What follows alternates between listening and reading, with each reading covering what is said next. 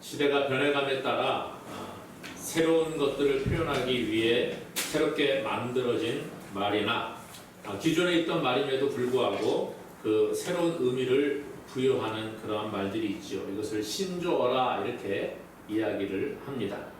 이러한 신조어 가운데에서 프렌디라는 말이 있어요. 프렌디 혹시 들어보셨습니까? 친구라는 뜻을 가지고 있는 영어 프렌드와 아빠라는 뜻을 가진 데디의 합성어입니다. 프렌디. 자녀들을 친구처럼 친근하게 대하거나 또 자녀 양육에 있어서 적극적으로 참여하는 아버지를 가리키는 단어로 프렌디라는 단어를 쓰더라고요. 북유럽에서 가장 먼저 이러한 프렌디들이 나타났고요. 우리나라에서는 2011년 주 5일제가 도입되면서 또 여성들의 활발한 사회 활동이 생기면서 프렌디들이 늘어나고 있다. 그렇게 이야기합니다. 그렇죠. 아이들 양육하는 것뿐만 아니라 요즘은 친구 같은 아빠를 아이들이 선호하는 것 같습니다. 과거의 전통적인 아버지 상은 어땠습니까? 보수적이고 가부장적이고 아버지들은 경제활동에 집중해서 돈 벌어오는 존재, 쉽게 좀 안 좋게 이야기하면 돈을 벌어오는 존재처럼 여겨졌어요. 아버지 얼굴을 제대로 보지 못하면서 아이들이 자라다 보니까 아버지에 대해서 약간 좀 거부감이 있고 거리감이 있었어요. 아버지는 두려운 존재, 아버지는 권위적인 존재라는 인식들이 많이 있었다는 것이죠. 하지만 시대가 바뀌면서 아버지의 역할이 변하게 됩니다. 특히 최근에는 아까 말씀드린 프렌디들이 많이 생기면서 자녀 양육에 대해서 아버지의 역할이 중요하다는 것을 인식을 하게 되죠. 그래서 아버지만 할 수 있는 그런 역할들이 있는데 일명 이 프렌디의 필요성이 더욱 두드러지게 나타났다는 것입니다. 그래서 친구 같은 아빠를 더 아이들이 좋아합니다.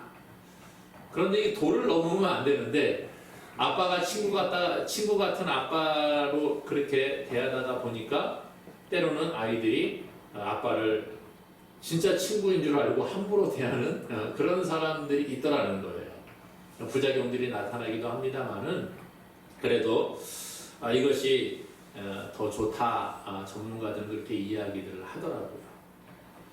우리가 하나님에 대해서 어떻게 인식하느냐가 참 중요하죠.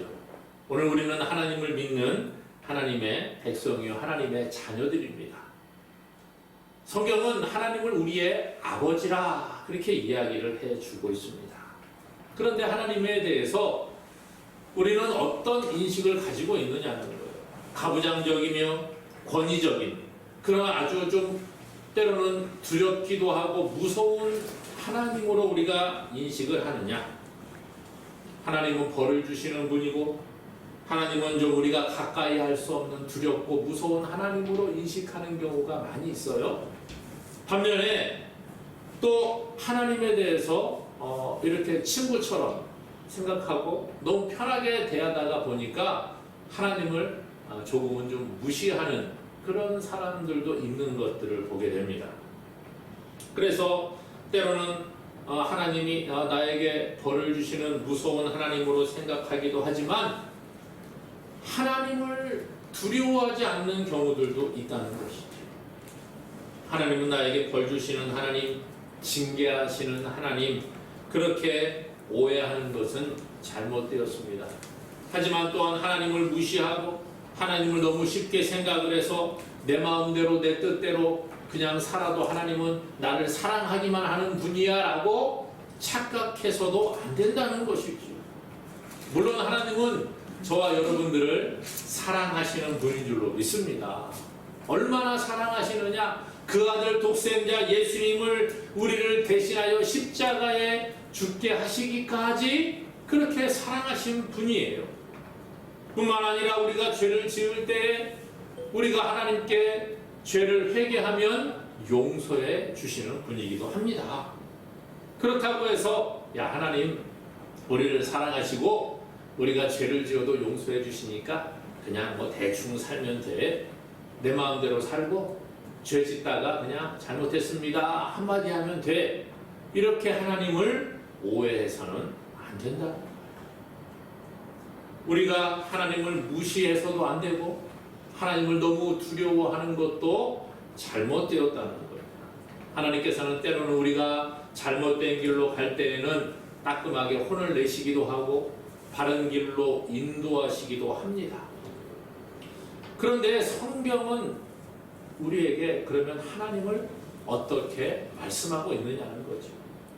하나님에 대한 잘못된 오해를 바로잡기 위해서는 하나님은 어떠한 분인가를 알아야 되는데 정말 성경은 수많은 하나님의 모습을 우리에게 보여주고 있지요.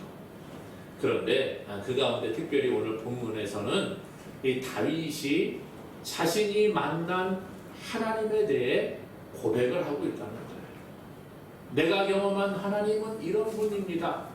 뭐 수많은 하나님의 속성들이 있습니다만은 그 가운데 특별히 오늘 본문을 중심으로 해서 하나님에 대해서 간단하게 한번 살펴보기를 원합니다.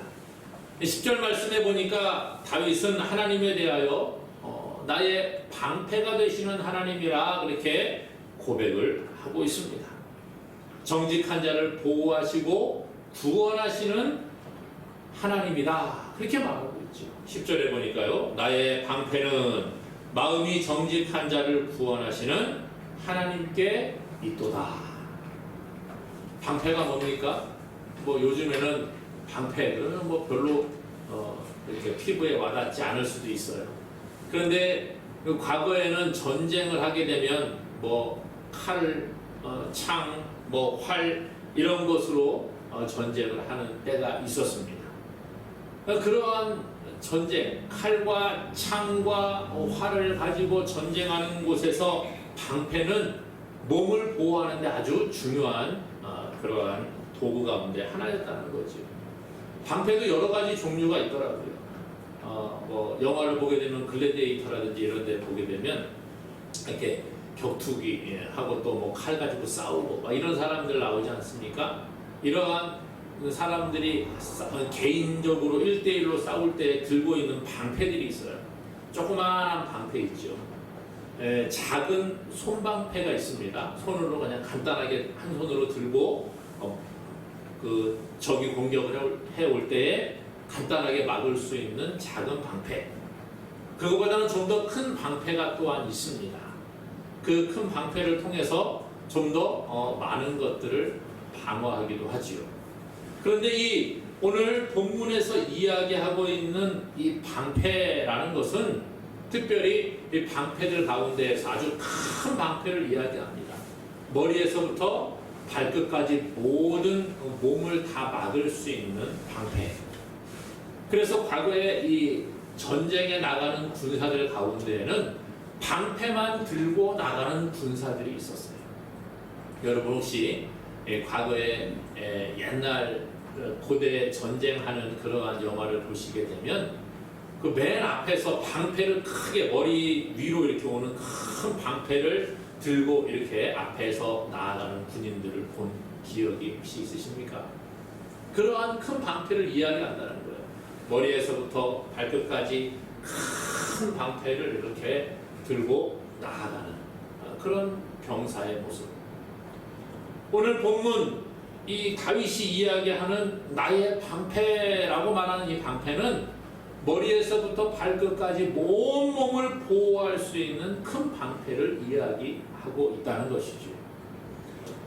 다윗의 생애를 살펴보게 되면 다윗을 죽이려는 수많은 죽음의 위협 가운데에 다윗이 살아갔음을 보게 됩니다. 어렸을 때 아버지의 양떼를 지킬 때에 다윗의 고백이 그거예요. 내가 아버지의 양떼를 지킬 때에 사자나 곰이 와서 양의 새끼들을 물어가게 되면 내가 목숨을 걸고 사자와 곰과 싸웠습니다. 그래서 사자의 입에서 곰의 입에서 양의 새끼를 다시 건져내고 사자와 곰과 싸워 사자를 죽이고 곰을 죽이는 그러한 일을 했습니다 라고 고백을 하고 있어요. 뿐만 아니라 다윗은 수많은 전투를 벌였던 사람이었습니다. 어렸을 때 형들이 잘 있는지 좀 가봐라. 그런 아버지의 명령을 따라 갔다가 이 블레셋의 거인 골리앗과의 싸움을 하게 됩니다. 상대가 되지 않을 것 같은, 사람이 볼 때는 상대가 되지 않을 것 같은 골리앗과의 전투를 하게 되죠. 그 후에 사울 왕의 사이가 되었음에도 불구하고 사울 왕이 다윗을 죽이려고 합니다. 그래서 사울의 칼과 창을 피해 도망자 신세가 되기도 했다는 거예요. 이방 왕들과의 전투에서 수많은 전투를 벌이게 됩니다. 수많은 죽음의 위협을 겪었지요. 뿐만 아니라 나중에는 자기의 아들인 압살롬이 반역을 해서 압살롬에게 죽음을 당할까봐 도망가는 도망자 신세가 되기도 했다는 거예요. 그러므로 다윗의 생애를 보게 되면 수많은 죽음의 위협을 겪었어요. 그럼에도 불구하고 자신이 살아남을 수 있었던 것은 하나님께서 방패가 되셨기 때문이라는 것이죠. 그래서 오늘 다윗은 그 고백을 하고 있는 겁니다. 나의 방패는 마음이 정직한 자를 구원하시는 하나님께 있도다. 하나님이 나의 방패가 되심을 고백합니다. 하나님은 정직한 자를 보호하시고 법적인 도움을 주시는 분이라는 거예요. 오늘 우리가 믿음의 사람으로 살아가는 것, 세상 가운데 하나님의 백성으로 살아가는 것이 결코 쉬운 것이 아님을 경험하게 됩니다. 세상은 하나님의 백성인 우리를 향하여 날마다 공격을 해오지요. 수단과 방법을 가리지 않고 우리를 넘어뜨리려고 합니다. 죽이려고 하는 사람들이 있습니다. 지독한 거짓말과 온갖 술수와 창과 화살과 같은 그러한 아주 독한 것들로 우리를 죽이려고 공격을 해온다는 거예요. 세상에서 하나님의 백성, 내가 크리스찬입니다, 나는 기독교인입니다 라고 그렇게 말하며 살아가는 게 얼마나 어려운 시대입니까? 이러한 시대에서 오늘 우리의 방패는 과연 무엇입니까? 세상의 모든 사람들은 누구나 자기 나름의 자신을 지켜줄 수단, 방패를 가지고 의지하며 살아갑니다.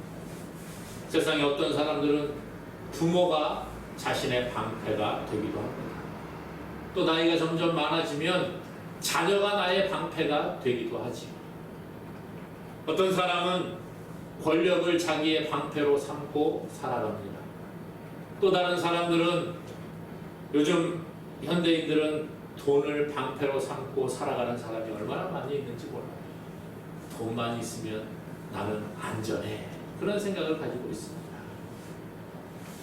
과연 여러분들은 무엇이 방패가 되고 있습니까? 다윗은 오직 하나님만이 자신의 방패가 된다, 그렇게 고백을 하고 있다는 거예요. 오늘 우리도 우리의 방패가 오직 하나님이심을 고백하는 자가 될 수 있기를 바랍니다. 우리의 삶의 방패, 그것은 돈도 아니요, 권력도 아니요, 우리의 부모가 나의 방패가 되는 것도 아니고 내 자녀가 나의 방패가 되는 것도 아니라 세상의 모든 공격을 다 막아주실 분은 오직 하나님 한 분인 줄로 믿습니다. 이것이 오늘 다윗의 고백이라는 거예요. 다윗은 방패가 되시는 하나님을 고백을 하는데, 그 하나님은 마음이 정직한 자를 보호하시고 구원하신다, 그렇게 이야기하죠. 하나님은 방패가 되시는 하나님이신데 어떤 사람의 방패가 되시냐? 마음이 정직한 자의 방패가 되신다는 거예요. 성경에서 마음이 정직한 자는 시편이 추구하는 인간상 주님을 아는 사람이 바로 마음이 정직한 자, 그렇게 이야기합니다. 주님을 아는 사람, 하나님을 아는 사람이 마음이 정직한 자예요. 또 마음이 정직한 자는 의인이라 그렇게 성경은 이야기하기도 합니다. 하나님을 아는 자, 하나님의 뜻을 따라 살아가는 사람, 이런 사람이 마음이 정직한 사람이라는 거지요. 마음이 정직한 사람은 하나님을 알고 하나님의 의를 따라 자기의 삶을 바꾸어 나가는 사람입니다. 다시 말해서 하나님을 알고 하나님의 의를 세상 가운데 드러내는 그 사람을 하나님이 보호하시고 구원해 주신다는 거예요. 아무리 세상 사람들이 보기에 야, 저 사람은 참 법 없이도 살 사람이야, 저 사람은 참 착한 사람이야 라고 말한다고 할지라도 하나님 보시기에 의롭지 못하면, 하나님 보시기에 하나님을 모르는 사람이라고 한다면 그 사람은 마음이 정직한 자라 말할 수 없다는 거예요. 기준이 어디에 있습니까? 세상의 기준이 아니라 하나님이 기준이 되는 거예요. 하나님의 방패가 되시는 사람은 세상의 기준에 착하고 세상의 기준에 의로운 사람이 아니라 하나님 보시기에 하나님을 알고 하나님이 보시기에 의롭다 인정하시는 사람이라는 거예요. 그러므로 오늘 우리는 하나님 보시기에 하나님 앞에 의롭고 정직한 하나님의 사람들 될 수 있기를 주님의 이름으로 간절히 축원합니다. 오늘 다윗은 방패가 되시는 하나님을 고백을 하면서 또한 11절에서는 하나님은 의로운 재판장이 되신다, 그렇게 고백을 하고 있어요. 11절에 보니까 하나님은 의로우신 재판장이시니요. 하나님은 의로우신 재판장이라는 거예요. 이런 우화가 있습니다. 꾀꼬리와 부엉이와 까마귀가 서로 자기의 소리가 아름답다 이렇게 다투었다는 거예요. 야, 내 목소리가 최고야 하면서 꾀꼬리와 부엉이와 까마귀가 막 싸움을 합니다. 그런데 셋이 서로 잘났다고 싸우니까 결론이 안 나잖아요. 그래서 이 꾀꼬리와 부엉이와 까마귀가 호랑이를 찾아갑니다. 호랑이님, 우리 누가 목소리가 제일 예쁜지 좀 판결을 내려주세요. 그랬더니 이 호랑이가 몸이 좀 안 좋아갖고, 야, 나 몸이 좀 안 좋아서 요양 중에 있으니까 15일 있다가 와라. 그리고 좀 돌려보냈습니다. 그래서 이제 꾀꼬리와 부엉이와 까마귀가 다 집으로 돌아갔어요. 그런데 이 까마귀가 머리를 씁니다. 15일 동안 매일같이 쥐를 잡아다가 이 호랑이에게 바쳤어요. 그리고 이제 15일이 지난 다음에 꾀꼬리와 부엉이와 까마귀가 호랑이를 다시 찾아갑니다. 그리고 호랑이에게 판결을 받기 위해 노래를 막 부르는 거예요. 꾀꼬리가 아름다운 목소리로 아주 그냥 목청껏 힘을 내서 그렇게 노래를 불렀습니다. 그 다음에 부엉이가 아주 큰 소리로, 웅장한 소리로 그렇게 노래를 불렀습니다. 그리고 나중에 이제 마지막으로 까마귀가 노래를 부르게 되었습니다. 판결의 시간이 왔습니다. 호랑이가 이렇게 이야기합니다. 꾀꼬리는 목소리가 아름답지만 교만하게 들린다. 부엉이는 아주 소리가 웅장하게 그렇게 들리지만 왠지 슬픈 소리가 섞여 있구나. 까마귀의 목소리는 좀 탁한 듯이 들리기는 하지만 웅장하고 박력이 있구나. 그러니까 까마귀의 목소리가 최고다, 이렇게 판결을 했다는 거예요. 무슨 얘기입니까, 여러분? 뇌물에 약한 재판장의 모습을 빗대어 이야기하는 겁니다. 상식적으로 뭐 꾀꼬리와 부엉이와 까마귀, 물론 뭐 주관적인 판단이겠습니다만은 누가 들어도 꾀꼬리의 목소리가 좀 더 아름답지 않겠어요? 뭐 부엉이의 목소리가 좀 괜찮지 않겠어요? 그런데 호랑이는 까마귀로부터 보름간 뇌물을 받아먹은 그것 때문에 까마귀의 목소리를 최고라고 인정했다는 거죠. 세상의 재판장들은 모두가 재물을 따라 재판을 하기도 하는 것을 봅니다. 물론 다 그런 건 아닙니다만은 주관이 섞일 수밖에 없다는 거예요. 자기의 생각을 그 안에 집어넣어서 판결하게 됩니다. 인맥이나 여러 가지 이해관계를 들어서 재판을 합니다. 우리나라도 판결을 법원에서 어떤 사건에 대해서 판결을 하게 되면 똑같은 반응이 나오지 않잖아요. 그렇죠? 어떤 판결을 하게 되면 이쪽에서는 판결이 참 훌륭합니다. 또 반대쪽에서는 이번 판결은 너무 좀 잘못됐습니다. 정치적입니다. 뭐 이러면서 서로 판결에 대해서 호불호가 갈리는 것을 보지요. 이게 세상의 재판이라는 거예요. 하나님께서는 이러한 재판을 경계하고 계십니다. 신명기 16장 19절에 보니까 너는 재판을 굳게 하지 말며 사람을 외모로 보지 말며 또 뇌물을 받지 말라. 뇌물은 지혜자의 눈을 어둡게 하고 의인의 말을 굳게 하느니라. 하나님은 이미 사람들의 습성을 알고 계시지요. 뇌물 받아먹으면 눈이 어두워지고 판결이 굽어질 수밖에 없다는 거예요. 팔은 안으로 굽는다고 그렇지 않습니까? 혈연, 지연, 학연 또 뭐 돈을 받고 저 사람은 나와 무슨 관계가 있고 내가 누구를 더 잘 알고 그러니까 나에게 조금 더 나은 판결을 하지 않겠냐. 과거에나 지금이나 사람들이 말합니다. 유전, 무죄, 무전, 유죄 이런 얘기 하죠. 무슨 얘기예요? 돈 많으면 큰 죄를 지어도 별로 뭐 그렇다는 거예요. 돈 없는 사람은 작은 죄에도 큰 벌을 받기도 하는 것을 실제로 봅니다. 어떤 사람은 빵을 훔쳤다고 뭐 작은 거 도둑질했다고 실형을 살기도 하지만 어떤 사람들은 수억, 수십억, 수백억을 뭐 횡령을 하고도 집행유예로 풀려나기도 하고 그게 세상의 모습이라는 거예요. 타락한 인간은 아무리 의롭게 공평하게 판결하려고 해도 언제나 공평하고 의롭게 판결할 수가 없다는 것입니다. 그러나 하나님은 의로우신 재판장이 되신다는 거예요. 하나님께서는 옳고 그름을 판결하시고 의와 불의를 정확하게 보시는 하나님이십니다. 세상의 모든 사람은 모두가 다 하나님 의로우신 재판장 앞에 재판을 받을 때가 온다는 거예요. 그때가 언제지요? 주님 재림하시는 그날에 모든 사람은 다 하나님의 재판대 앞에 서게 되는 거예요. 하나님의 법정에 서게 되는 겁니다.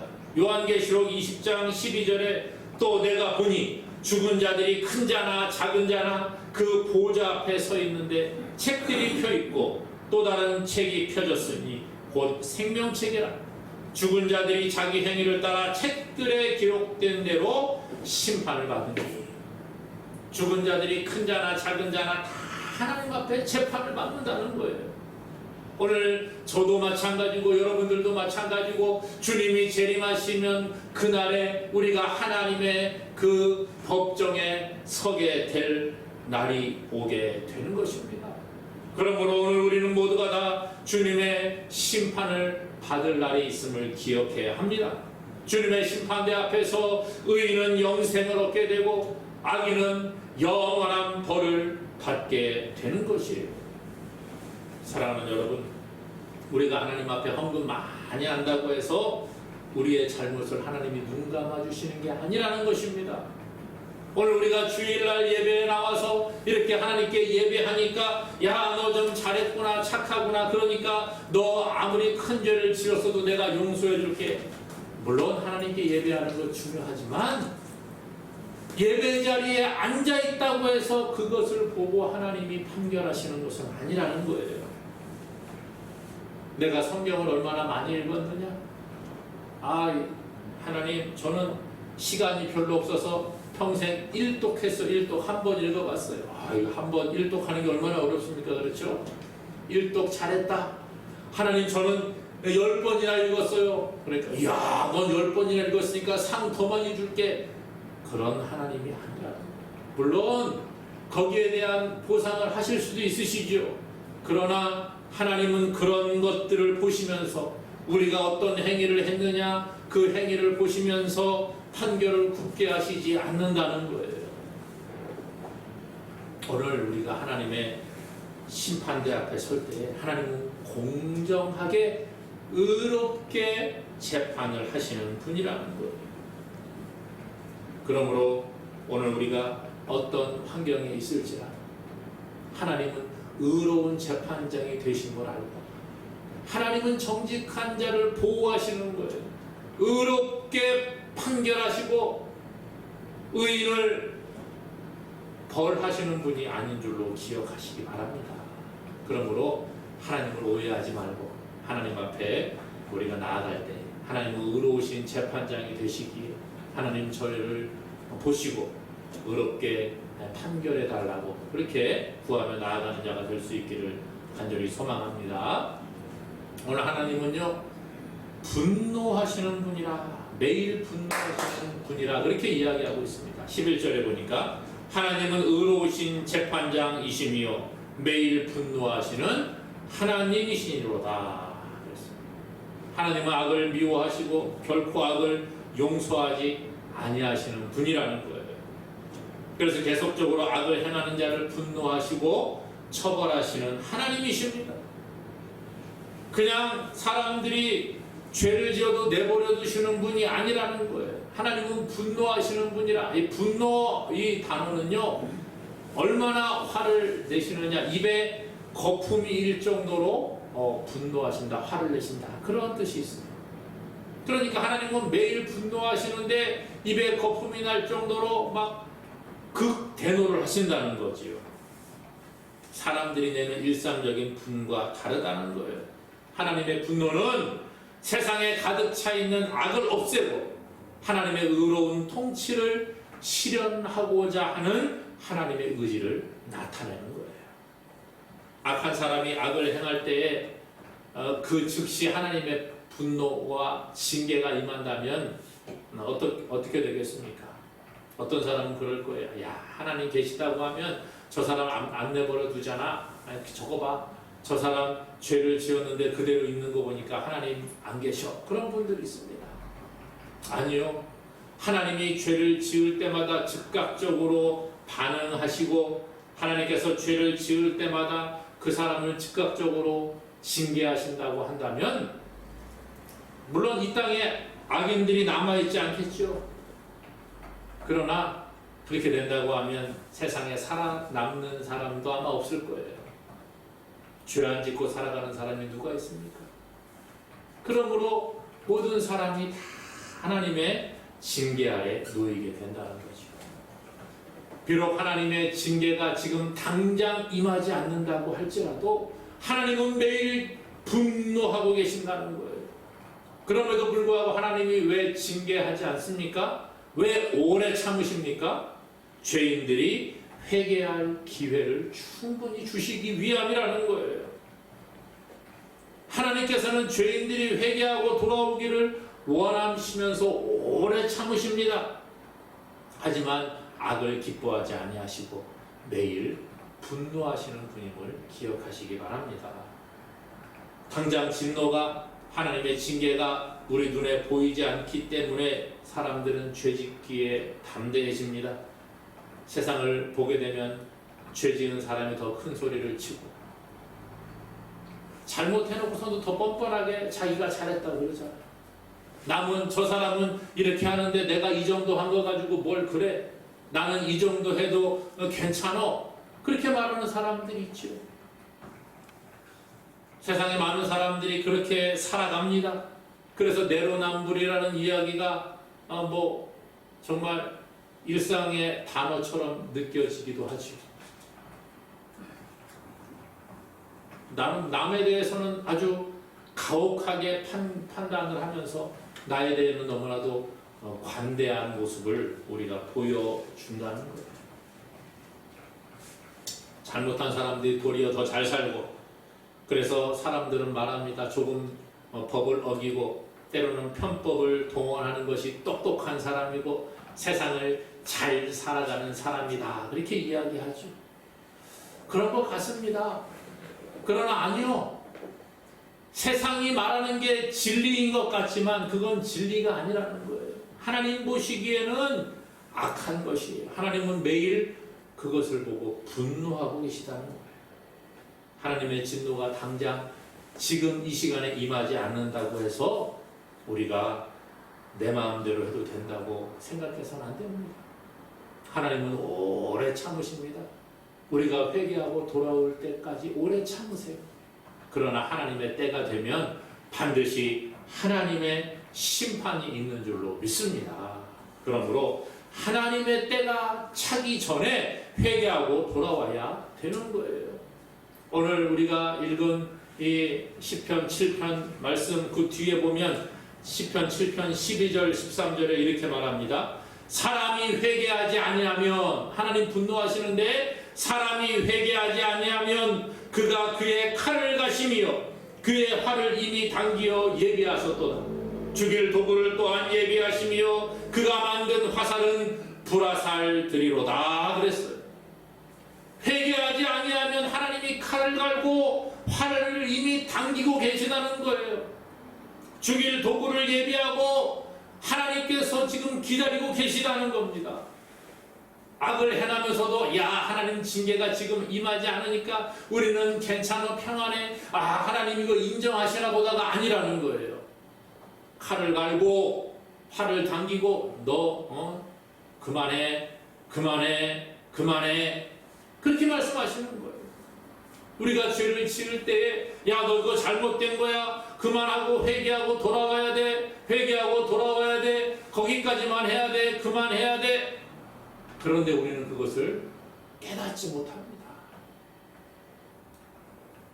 깨닫지 못하는 거예요. 사랑하는 여러분, 늦었다고 생각할 그때가 가장 빠른 때라는 말이 있죠. 하나님은요 우리에게 끊임없이 인내하고 계시는데 야 이만큼 왔는데 돌아갈 수가 없어가 아니에요. 그때 돌이키면 하나님께서 용서해 주시고 회복의 은혜를 주시는 줄로 믿습니다. 하나님은 지금도 칼을 갈고 계시는 거예요. 악인을 향하여 칼을 갈고 계시고 활시위를 당기고 계십니다. 하나님의 심판의 날이 지금 당장 아니라고 할지라도 하나님은 매일 분노하시고 하나님의 때에 반드시 징계가 있습니다. 그러나 하나님은 마음이 정직한 자, 하나님 마음에 합한 의인들은 방패와 같이 보호해 주심을 기억하시기 바랍니다. 그리고 우리가 지은 죄가 있으면 날마다 회개하고 하나님께 피함으로 말미암아 날마다 하나님의 구원을 누리는 저와 여러분 되기를 주님의 이름으로 간절히 축원합니다.